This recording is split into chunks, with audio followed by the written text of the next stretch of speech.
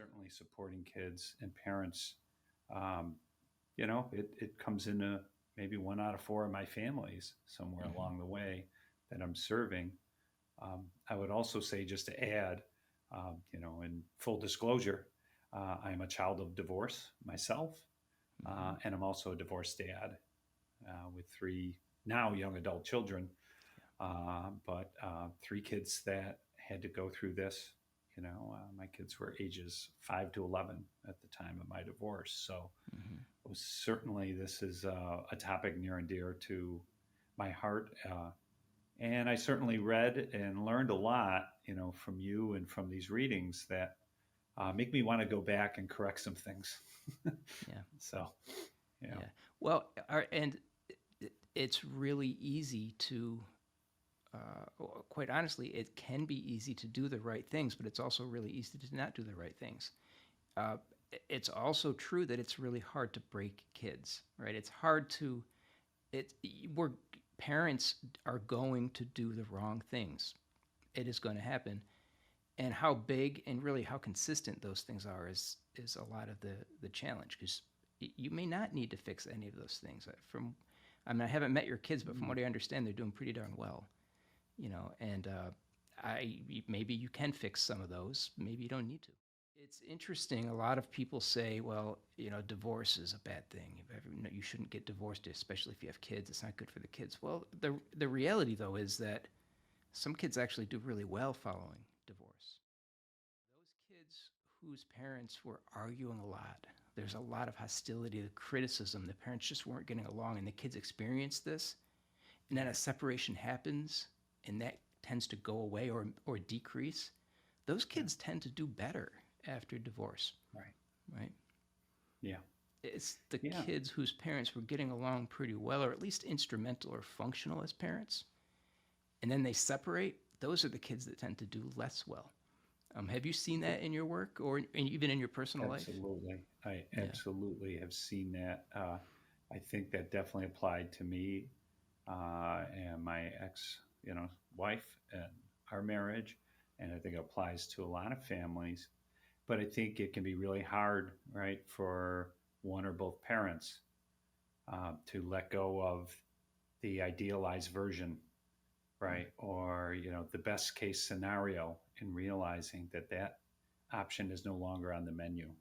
The option of we stay together, we work this out, and everything is wonderful, All right. right? And so realizing that sometimes separating actually can allow much better outcomes for your children, Mm-hmm. and it's certainly not the thought going in that anyone usually has in a marriage, right?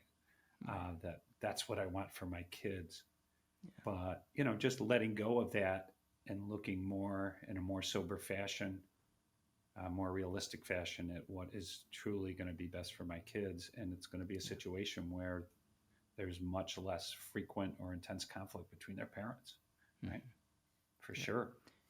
Yeah. So this idea of staying together, and I hear this so often. Well, I have kids. I want to stay together. Let's work this out for the sake of the kids. Okay. Yeah. If you can, sure. If you can work it out for the sake of the kids, but if it's not going to work out, staying together for the sake of the kids is not a great plan.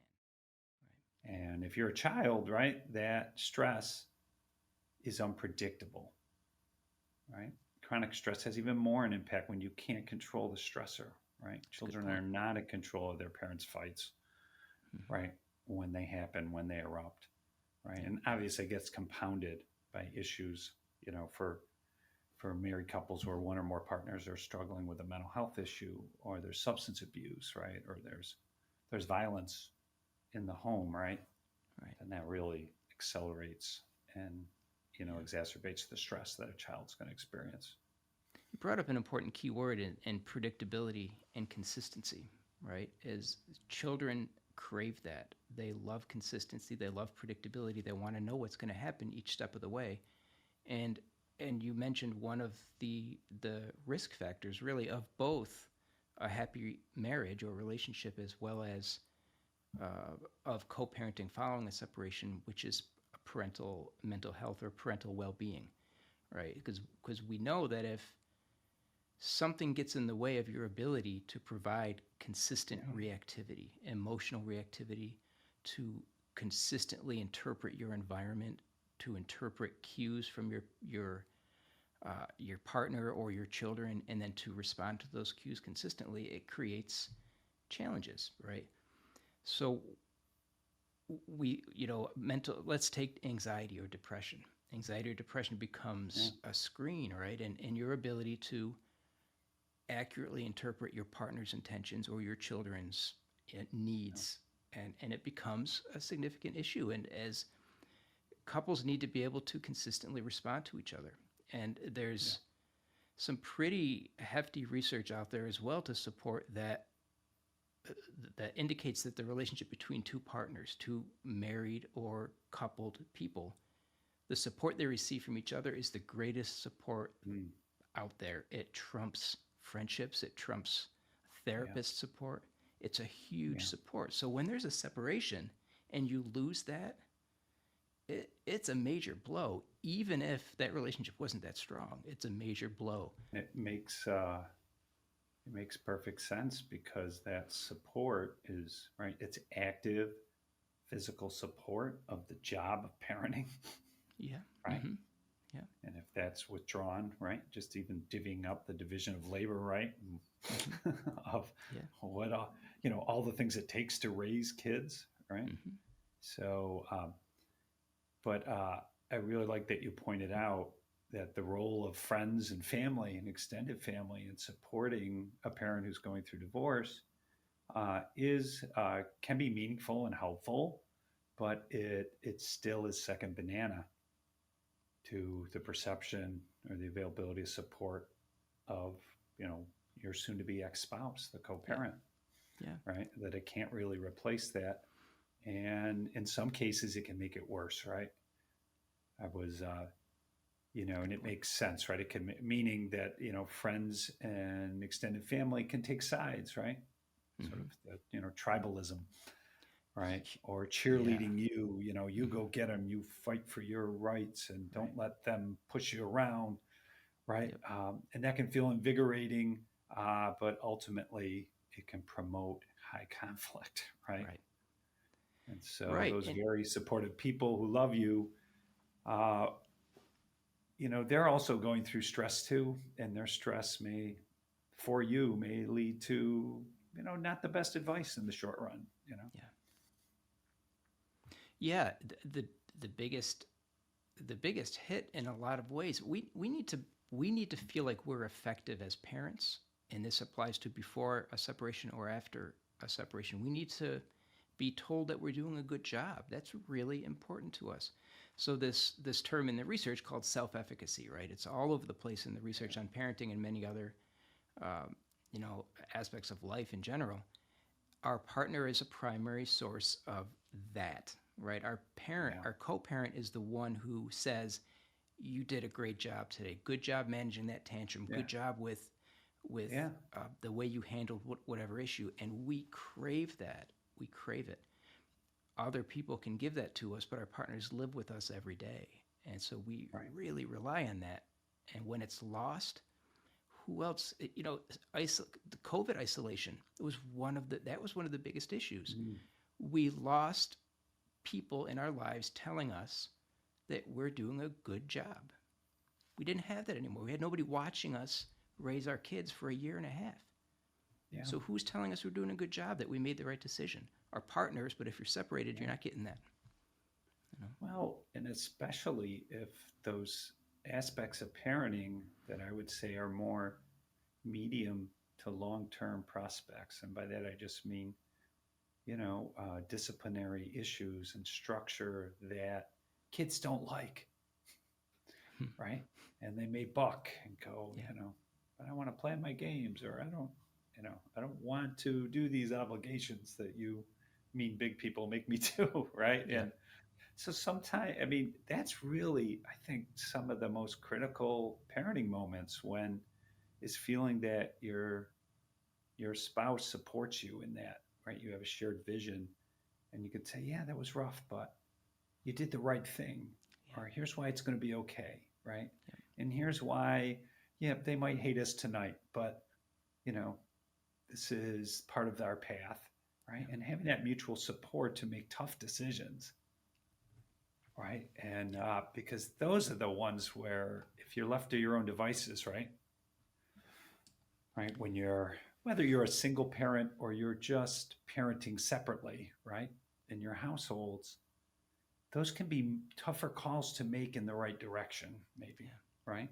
And it can be so much more attractive to seek comfort, the comfort of doing things your kids like Hmm. Yep. or will like you for doing, right? Right. So, what's interesting as we've talked now for the past 10 minutes, we've talked mostly about, so we're talking about an intact relationship in part, but also about this following a separation. But we haven't talked a whole lot about children's emotions. And Yeah. we've been talking about parents' emotions and how well parents are functioning. And although ultimately, when we're talking about co parenting, we're talking about the best interests of the kids, what works best for Right. children following divorce, it starts with parents. It starts with the relationship between two parents, a significant part of which is the emotional well being of each individual parent, because that affects their ability to engage with the other parent in a healthy way. So that is a huge point. We could go on for, an hour talking about the effects or the parental mental health piece because it's so darn important. It's so important for parents to maintain their own well-being. So, all right, so we're talking about the challenges of separation, the things leading up to, uh, separation. We could talk again for hours about Right. that. You've been through divorce.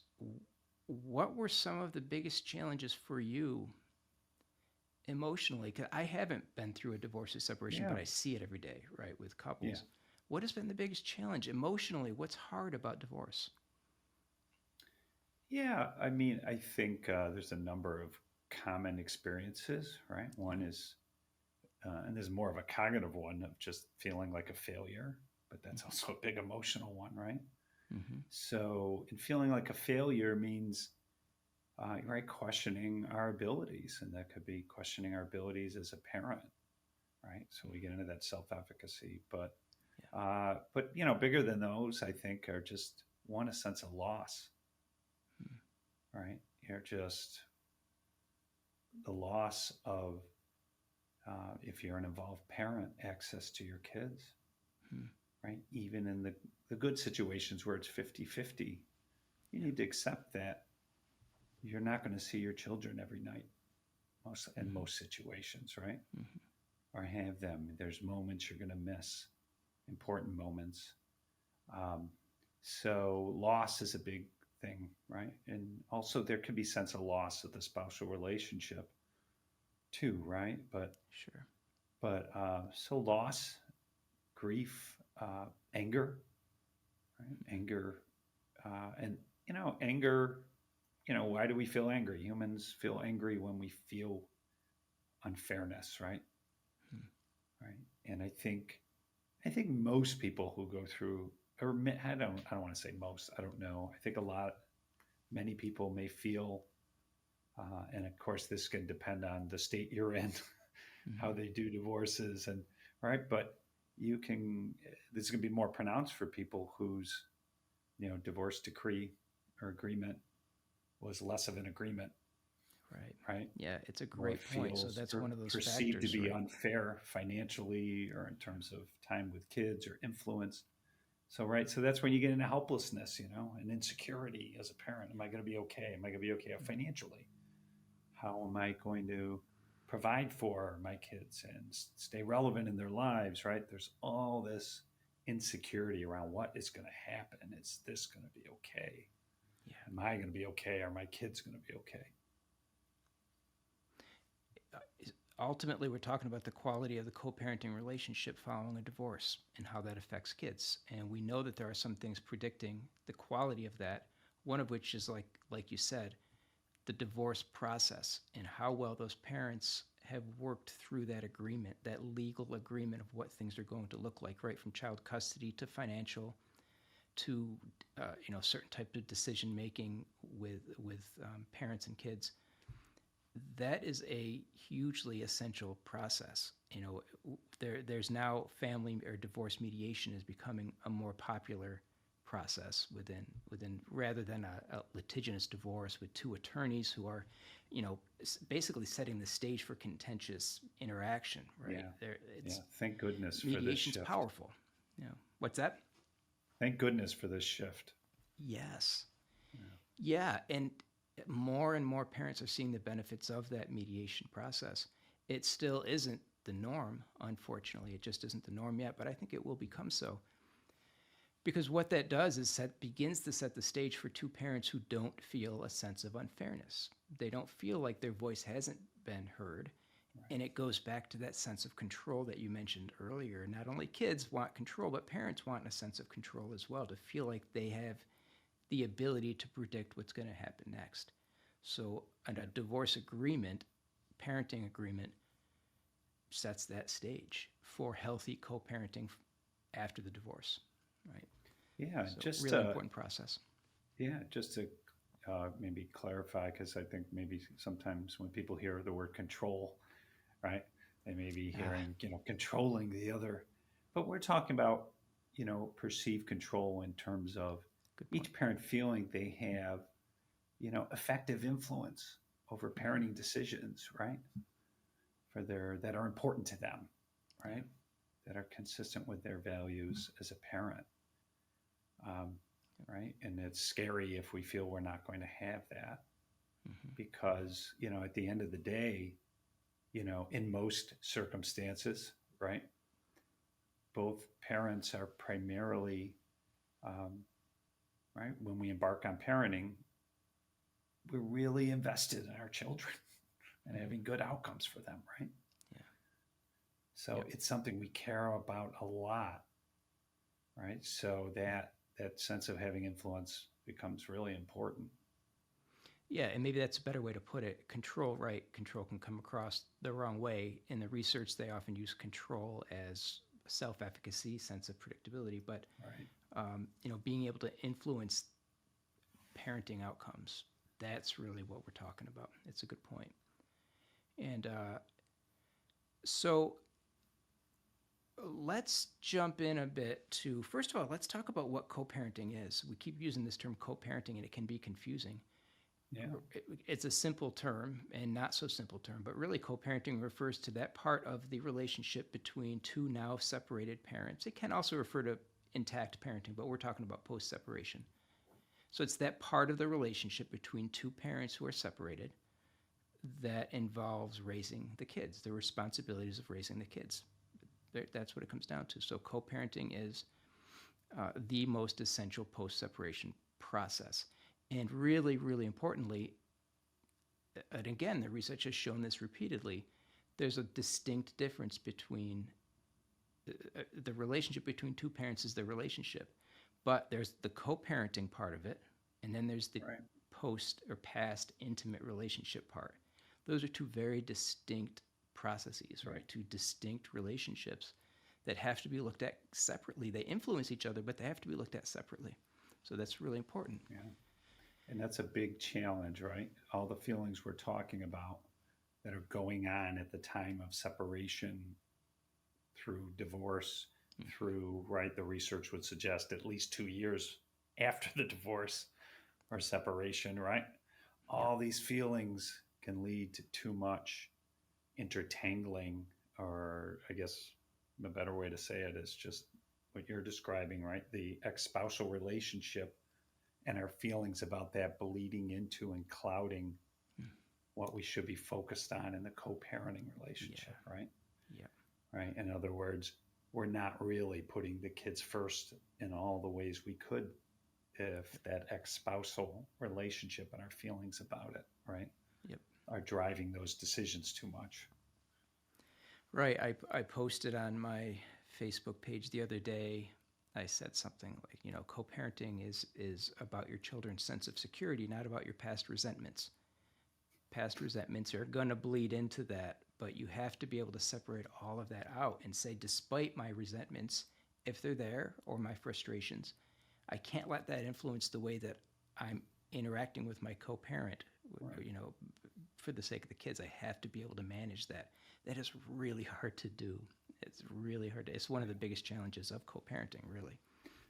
But as you said, if the agreement struck is through a mediation process, and the perception of each parent is that that agreement is fair, Mm-hmm. it really, right, it paves the way to less resentment, Yep.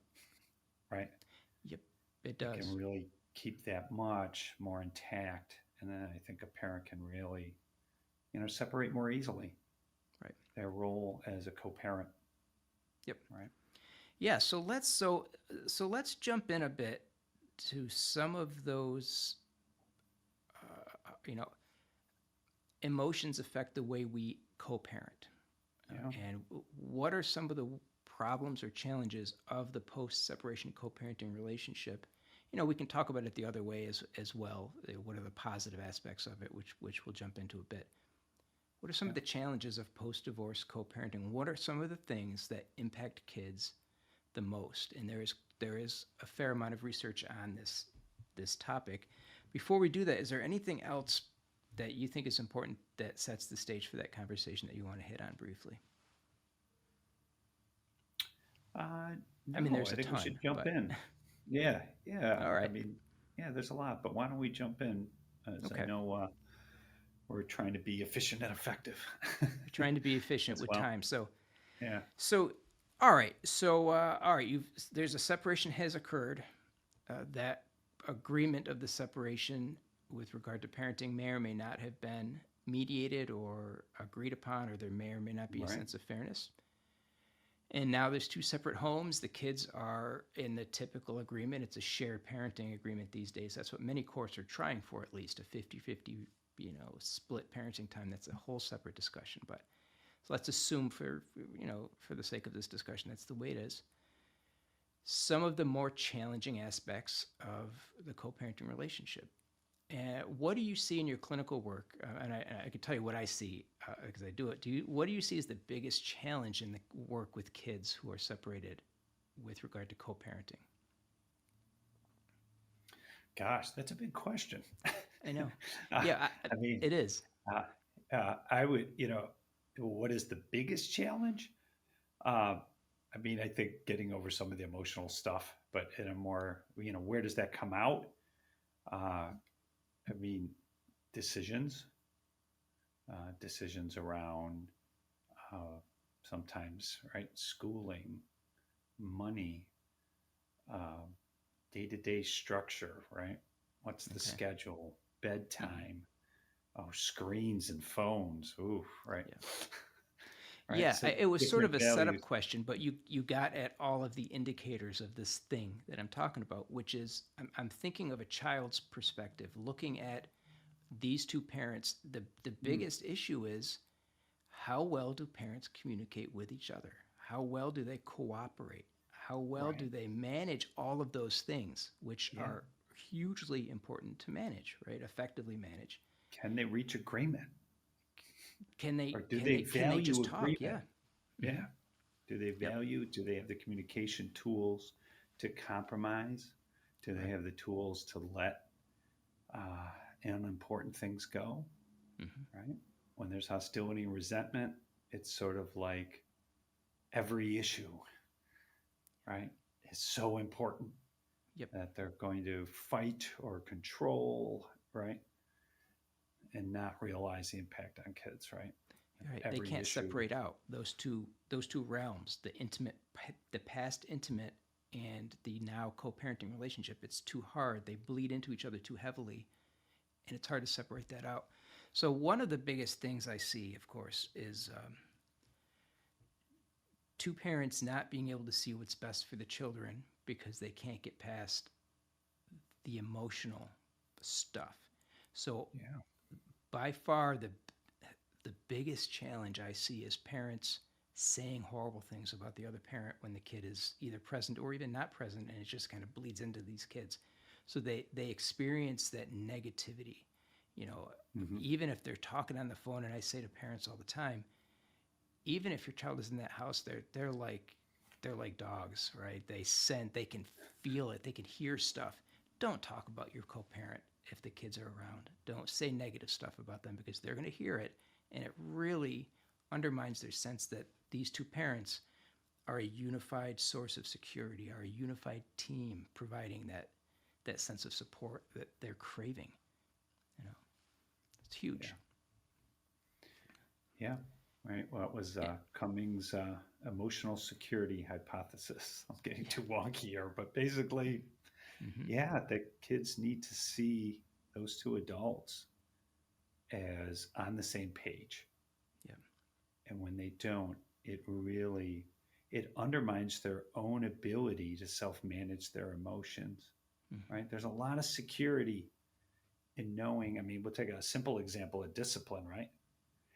There's a lot of security and a lot of self-control that develops in a child when they know, if I do X misbehavior, right? If I whack my brother in mom's house or dad's house, Yeah.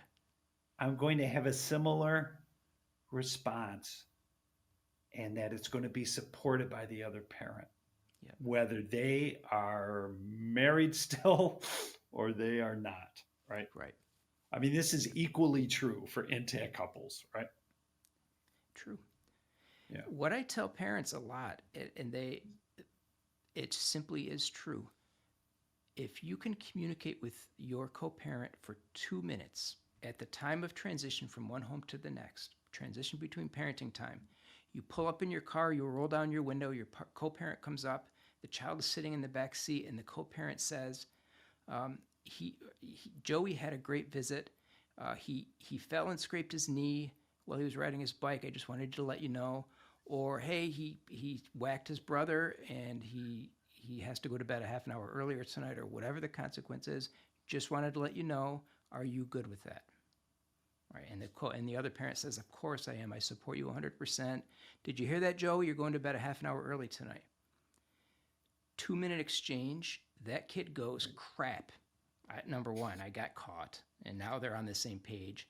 But in the back of his mind, he's saying, this is fantastic. These two parents who, maybe hadn't gotten along very well before or couldn't coordinate that, are looking after my best interest. That feels fantastic to me. It feels so secure to know that they've got my back. Yeah. And now I can develop the self-control I need, because there's a predictable adult world there. Yeah. And I am not at risk of, right, succumbing to the scariness and the insecure feeling of having too much power as a child. Too much power. Right? The power that comes with dividing the parents, right? Yep. Right?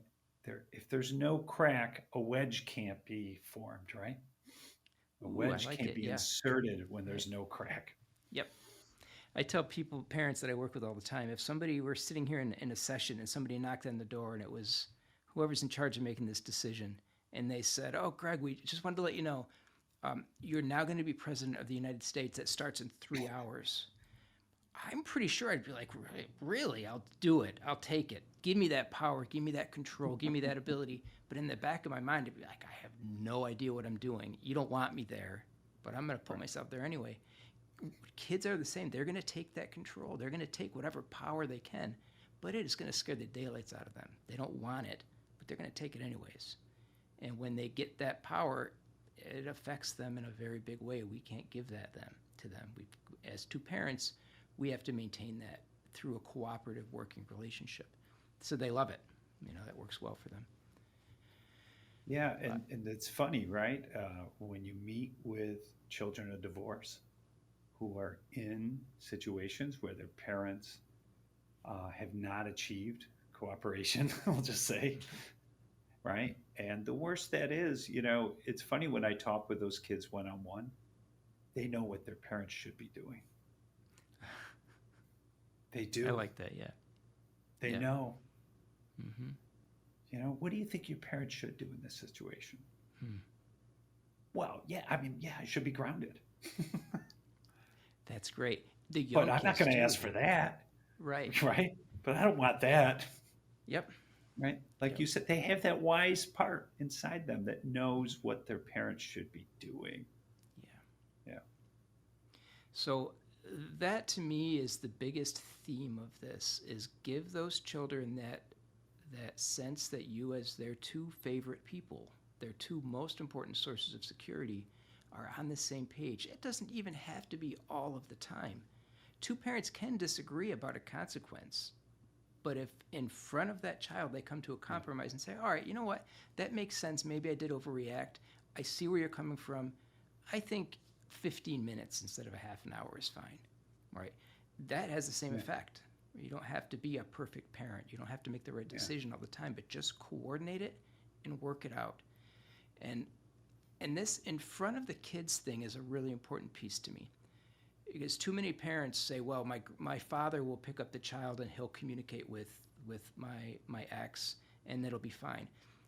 That's nice and that's good, but it isn't Mhm. nearly as powerful as two parents doing that, right? Yeah. And so there was an important point I was going to make, and it'll come back to me. Uh, Arguing in front of the kids. That off. Yeah. So two parents or co-parents having an argument in front of the kids is not great. It's not Yeah. something they should do, but if they resolve it in front of the kids, if it's not a major argument but they resolve it in front of the kids, that's can be a pretty powerful thing.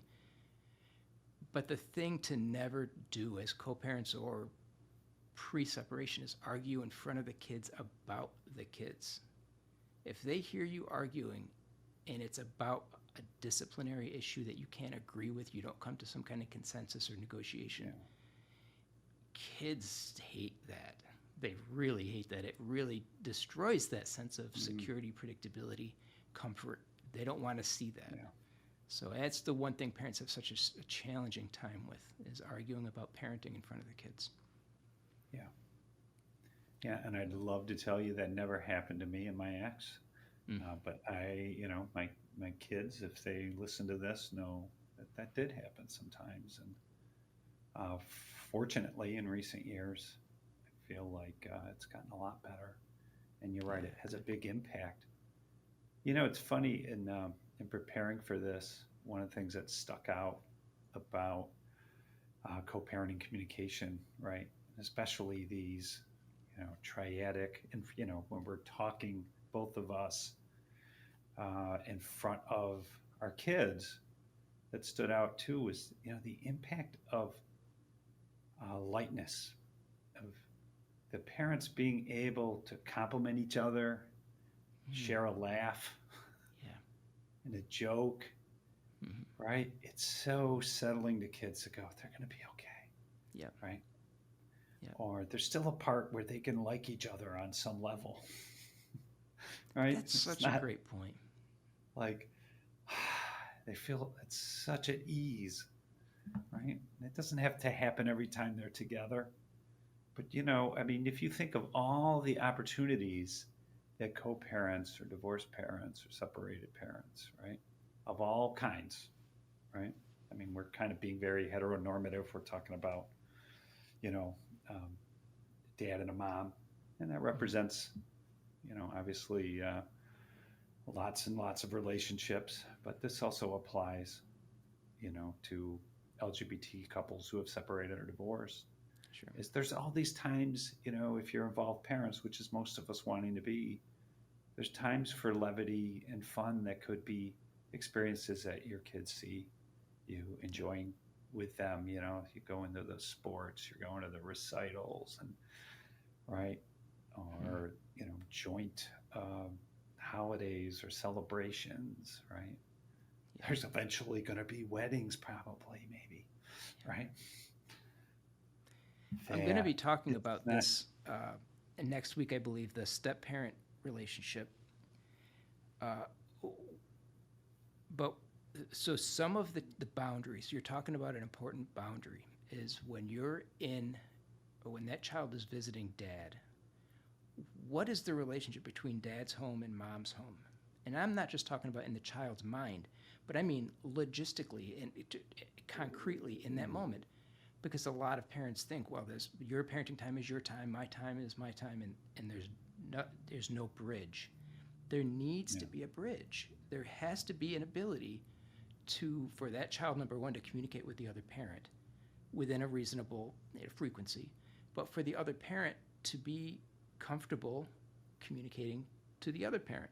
So a child is on the swing set, and they for the first time they were able to, crawl across the monkey bars, to take a video of that and send it to the other parent and say, hey, just wanted to let you know I sent it to mom. There's a fantastic and powerful bridge that child loves to see. I think that bridge is really important to see, just like you said, the positive part of the relationship. Two parents, again, working together and enjoying being parents together. They don't have to like each other. They don't, but you can share that. It's really important. Such a great specific example that, isn't that hard for parents to do? Yep. Right? Yeah. And it's, it's not easy to want to do that early on if you're caught in those emotions, but making that effort. It's funny too. I mean, yes, this is ultimately about the kids, and it is, but a process there is that co-parenting relationship, right? So there's a lot of healing that goes on when that co-parenting relationship is getting stronger, and doing things like that other parent who's not with them at the time, who gets that video of them on the monkey bars, is feeling so respected and included, pays such huge dividends, right? It really encourages and promotes the willingness of that parent, right? And if it's reciprocated, right? If both parents are doing this, their willingness to get through tough decisions, more challenging co-parenting decisions that, it's just good faith, right? And good feelings. It is. And when we feel respected and somewhat liked or just respected, we're going to be more willing to give and compromise. And kids need that. To me, it brings up a big issue with parenting in general, right? When parents, and certainly we read about this, right? This happens before divorce, it happens during, it can happen after, but parents who are high anxiety, right, has a huge, they end up having anxious kids. I mean, often. I mean, I can tell you for a fact in my, years of clinical experience working with family, that is definitely true. It is. And it isn't just genetics, right? And so when we are anxious in our parenting, right, that part that's genetic, that inhibition, or right, that inhibited temperament can really be conquered a lot with parenting, with good, effective, mastery-oriented parenting. But that's a whole other podcast. It's a fantastic topic. There's a book written a while back by Jay Grolnick, I think. It's called The Psychology of Parental Control. And it's an important piece of that, what they call the intergenerational transmission of anxiety. How do parenting behaviors impact a child's sense of security in their world? And using things like guilt and manipulation and shame and even to a degree, fear do messages. what I tell you to. Just fear lots messages. Of fear messages. Sure. Oh, you shouldn't. Oh, this bad thing could happen. That bad thing could happen. Right. So, I mean, if you're already anxious, then you go through divorce. And depending, again, if you, in the absence of mediation and processes that could really help, right, shrink that amount of anxiety. But if it doesn't, if it only exacerbates that in a parent or both parents, that's going to come out as more controlling parenting, right? With your kid in your one-on-one interactions, right? Those just parent-child interactions, right? It's going to come out as more control, fear, anger, desperation to control decision-making between you and your ex-spouse, right? Inflexibility.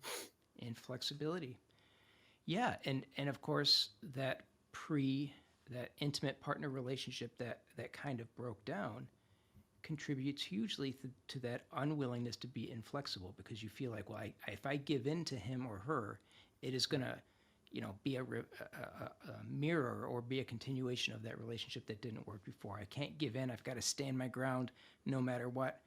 And it creates that inflexibility that's problematic.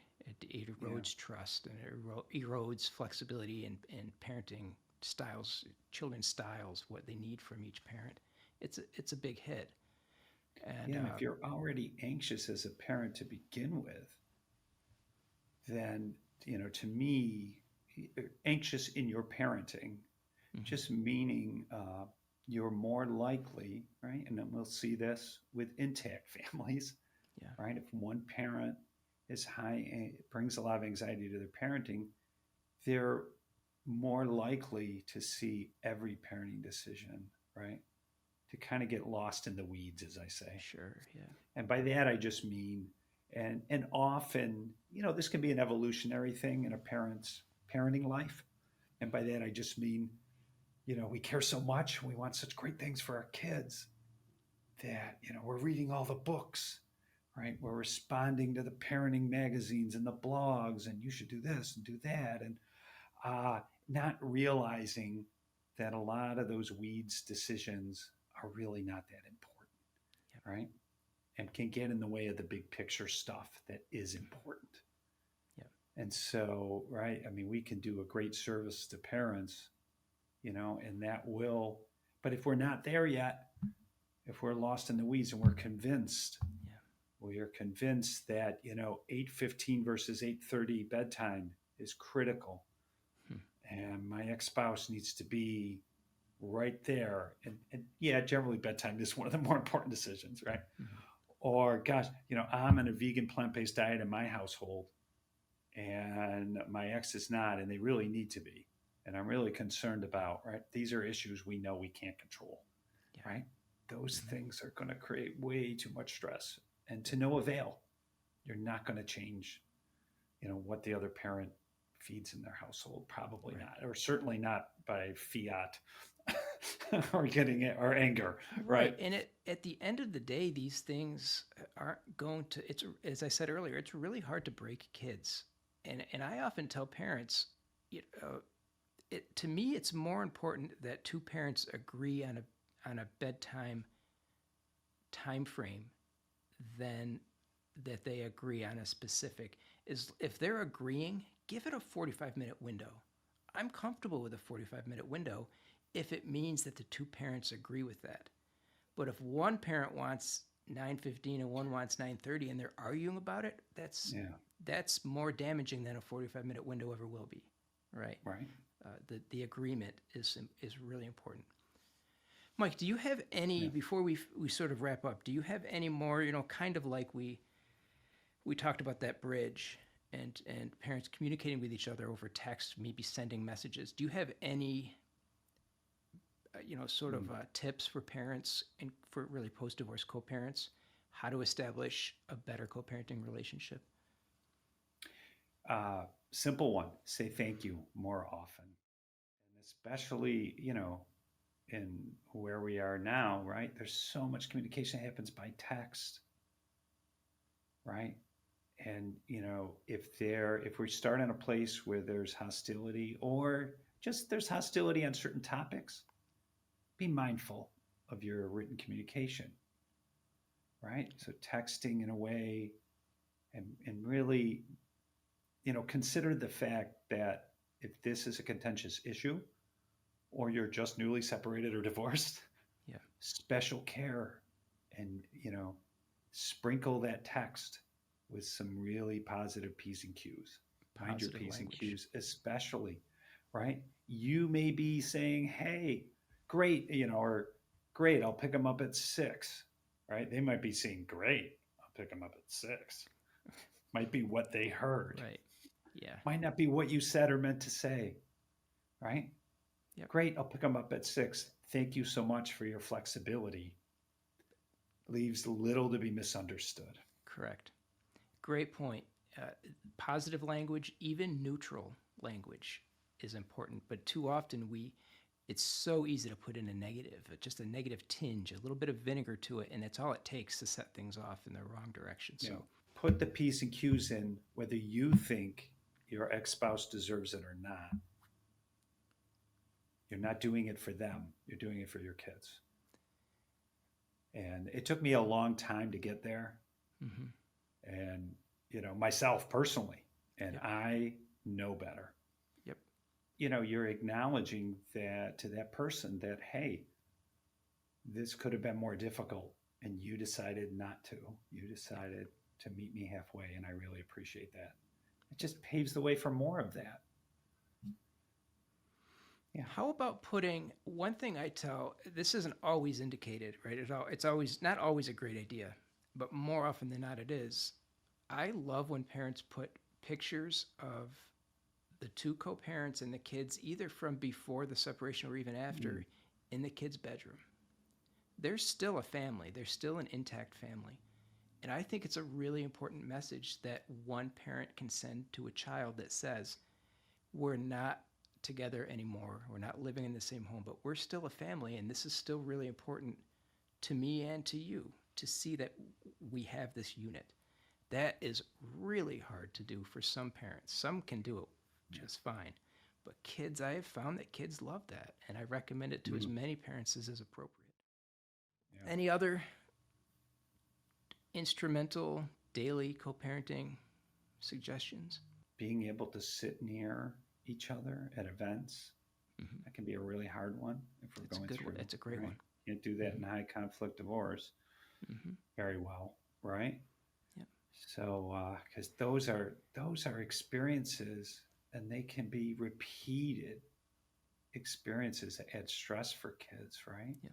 The kids in sports, and every home game, both parents show up, or one doesn't because of, or one won't show up when the other one's there. They show up and they're at different sides of the stadium, and now I got to worry about going between and making them both feel, and all I want to do is, I want to be playing the game. I don't want to be worrying about how they're getting along up there in the stands, right? Well, and parents think they have to communicate with each other while they're sitting there. You really don't. If you don't want to, you don't have to say anything. It's nice if you can, but you don't have to say anything. Say, well, his new partner is there. Who cares? You sit there anyway, and you don't say anything. Don't sit there if it's going to create an argument, right? If you don't think you can hold yourself back, or if the negativity is too high, and if that's going to affect the kids worse than not doing it. But if you can do it, that's a great one. Any opportunity for those kids to see those two parents together and cooperating, do it. Whether it's a picture, a text message, that bridge, connecting after or during a visit, transition times. Kids love to see that. It's very important. So, Mike, this is a big topic. There's a lot to it, and one thing I would like to do maybe at some point is to have a full conversation about tips and tricks, things that you can do to improve that co-parenting relationship, because there's a lot to that as well. But the big ones are: stop being nasty and negative to each other, and improve in front of those kids the quality of that instrumental co-parenting relationship. You don't have to make it an emotional connection. It's not. It's an instrumental connection that shows the kids that you're working together. Increase that, decrease the negative stuff, and kids will do just fine following a divorce. Yeah, swallow your pride and leave your hurt for your therapist.